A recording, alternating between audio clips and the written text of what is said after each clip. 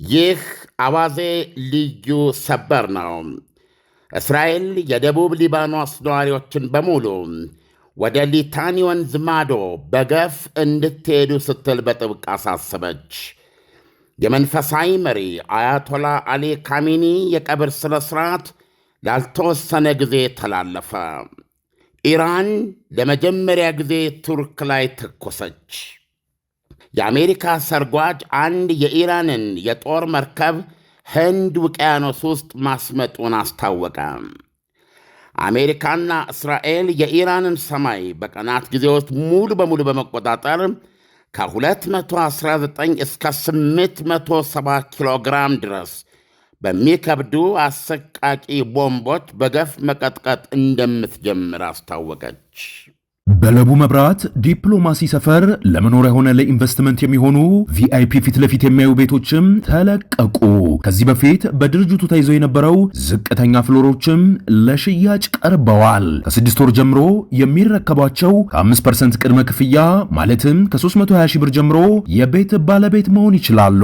ከስቱዲዮ 57 ካሬ እስከ ባለ 5 መኝታ ፔንታውስም አዘጋጅተናል። 60% የባንክ አማራጭ በ25 ዓመት እየኖሩ የሚከፍሉት ሲሆኑ አለያም ከፍ አድርገው ለሚከፍሉ ደንበኞቻችን ማለትም ከ15% እስከ 100% ለየት ያለ እውነተኛ ቅናሽ አዘጋጅተናል። በቡድን ሆነው ለሚገዙ ማለትም 3 እና ከዛ በላይ ልዩ ዕጣና ተጨማሪ ቅናሽም ተዘጋጅቷል። ይህ ዕድል የተዘጋጀው ቀድሞ ለተመዘገቡ ዕድለኞች ብቻ ነው። ይህን ወርቃማ ዕድል ለመጠቀም በ0911 78283 አለያም በ0994 857686 ላይ ፈጥነው ቀጠሮ የያዙ።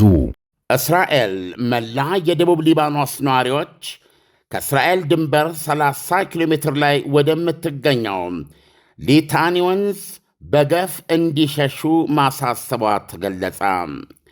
ሄዝቦላ ከቀዳሚው የመንፈሳዊ መሪ አያቶላ አሊ ካሜኒ መገደል በኋላ ለዓመታት ራሱን ያቀበበትን ገመድ በጥሰው አነስተኛ ቁጥር ያለው የሮኬትና የሰው አልባ ውንጨፋውን ቀጥሏል።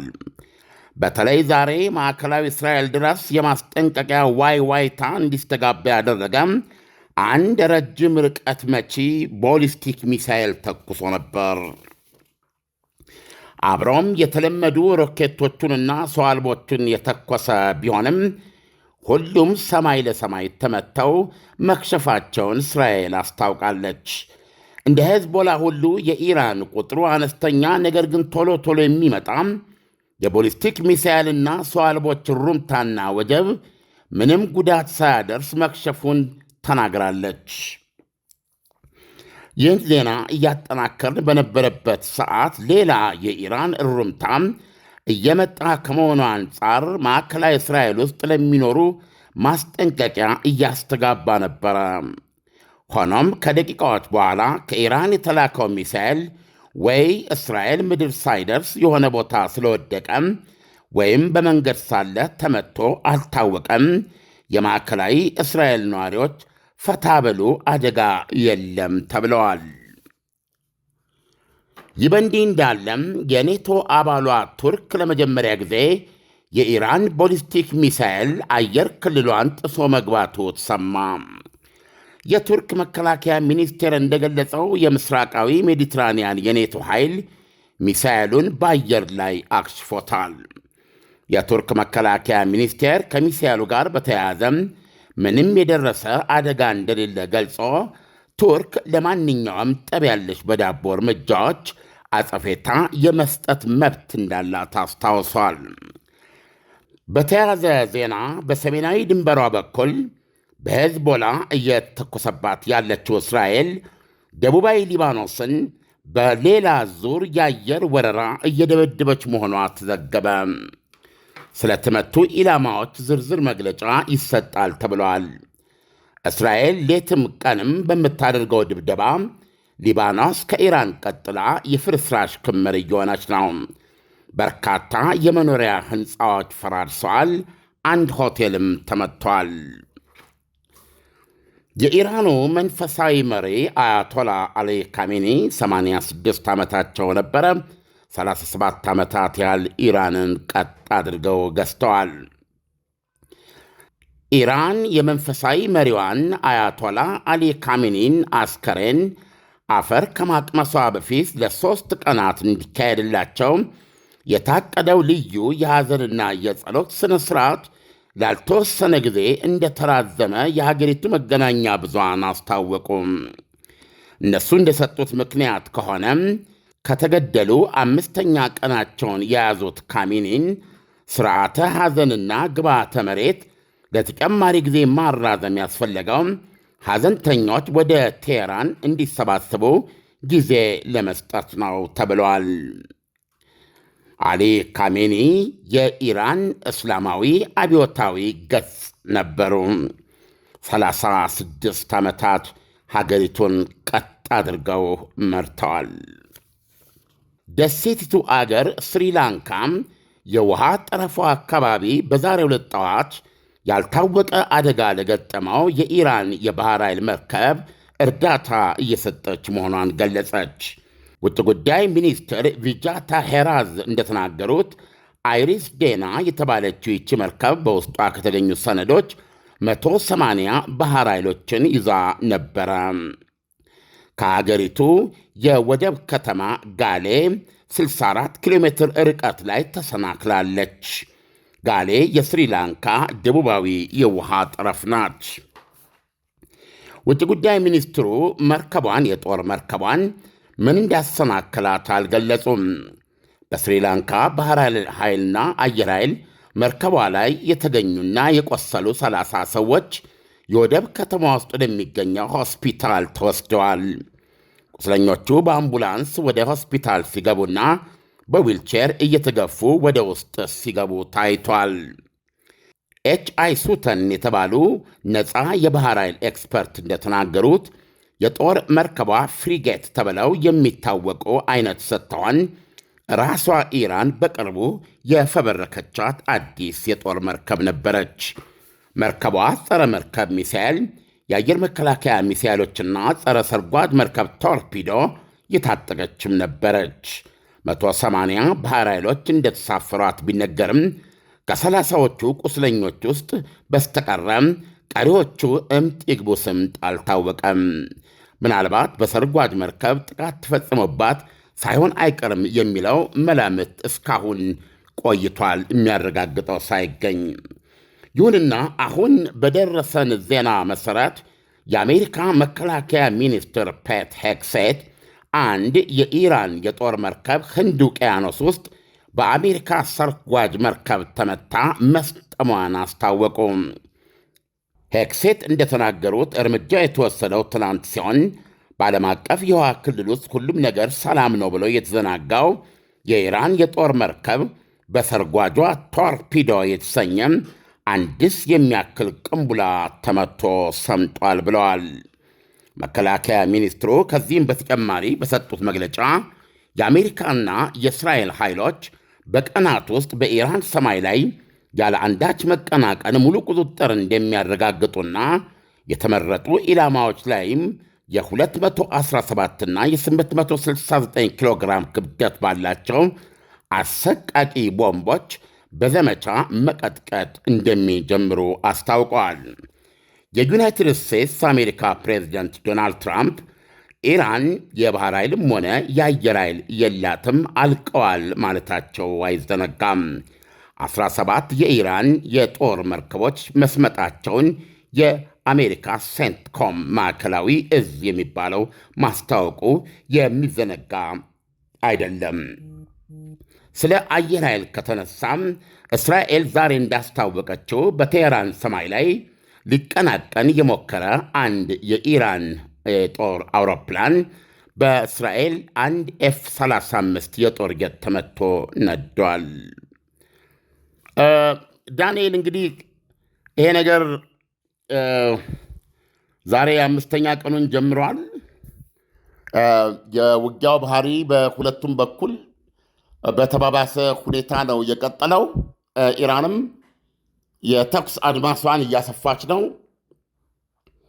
በተባበሩት አረብ ኤሚሬት፣ በኳታርና እንደዚሁም በሳውዲ አረቢያ የተሳካ ጥቃት አድርጋለች። የደረሰው ጉዳት ከባድ ባይሆንም በሳውዲ አረቢያ የሲአይኤን ጣቢያ፣ በኳታር የአሜሪካንን የጦር ሰፈር የተባበሩት አረብ ኤሚሬትስ ደግሞ በዱባይ የአሜሪካንን ቆንስላ ጽሕፈት ቤት በቀጥታ መምታት ችላለች።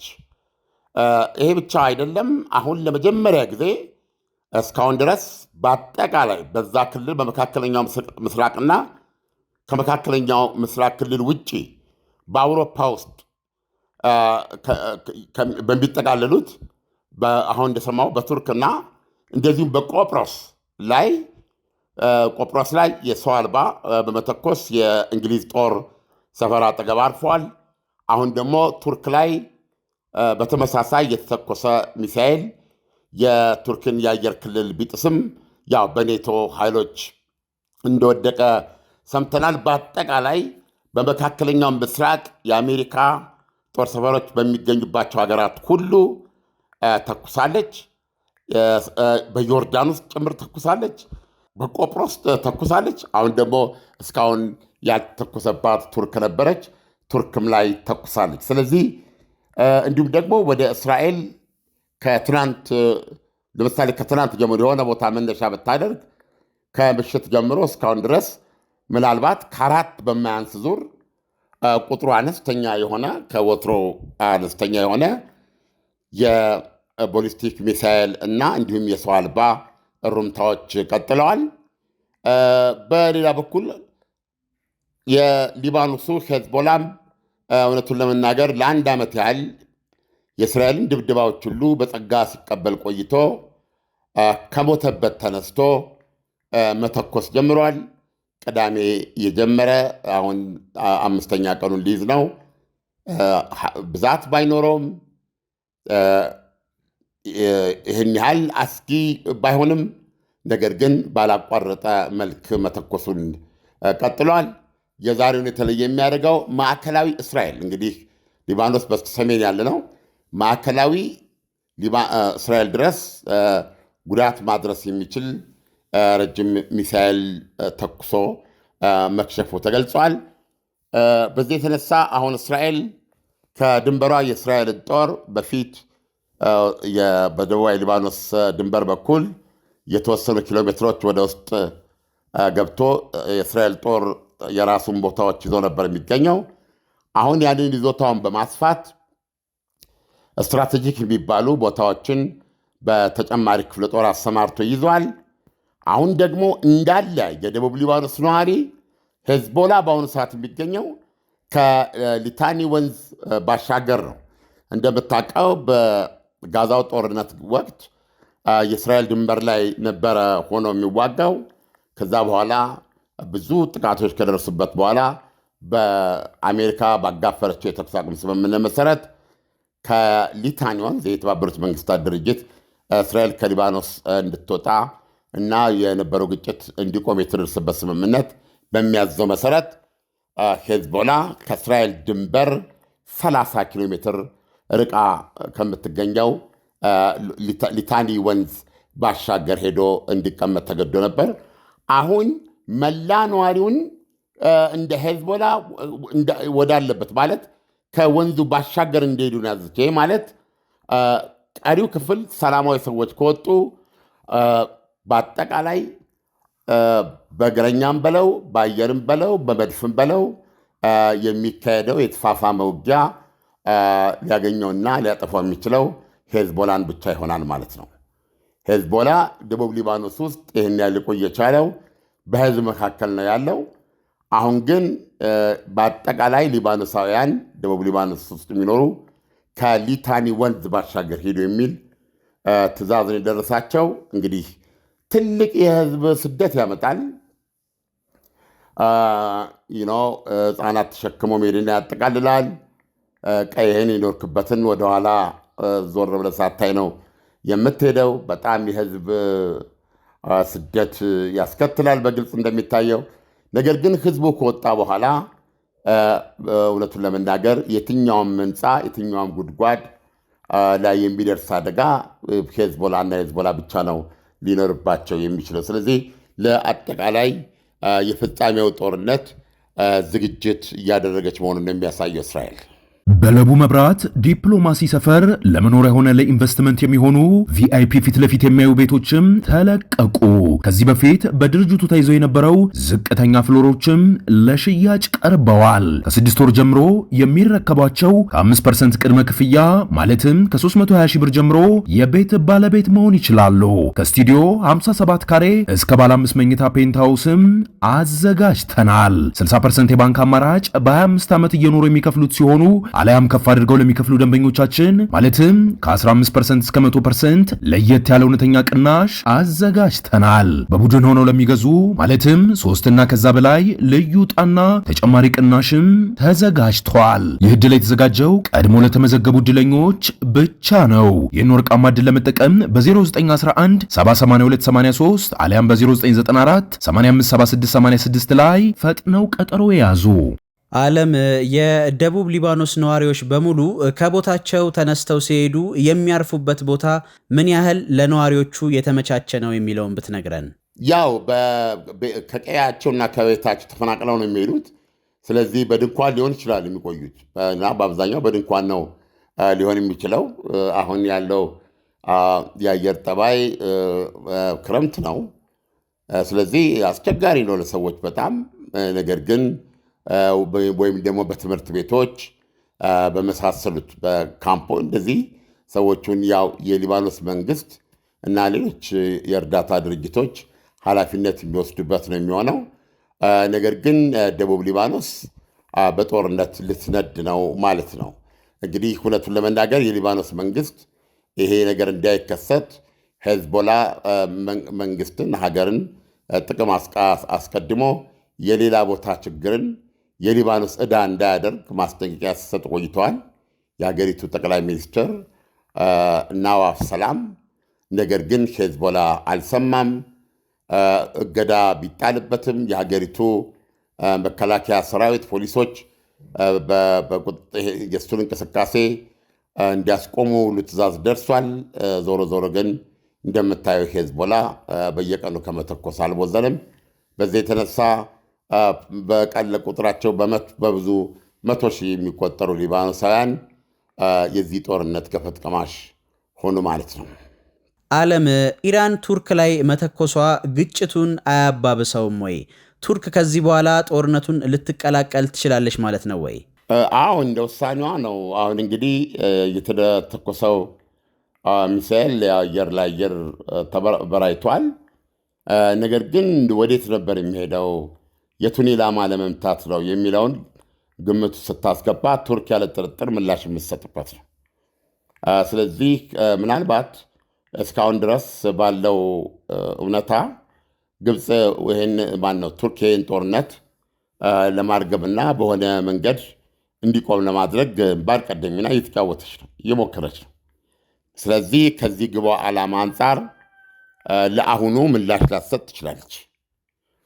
በጣም እርግጠኛውን መናገር የሚቻለው ግን ኢራን ደገምገም አድርጋ አንድ ቦሊስቲክ ሚሳይል አይደለም የሆነ የቦሊስቲክ ሚሳይሎች ምድብ ቡድን 10 20 የሚሆን ሌሎቹ ላይ እንደ ኳታር እንደ ተባበሩት አረብ ኤሚሬቶች ላይ እስከ 100 በላይ ወደ 200 ገደማ ነው የተኮሰችባቸው በእያንዳንዳቸው።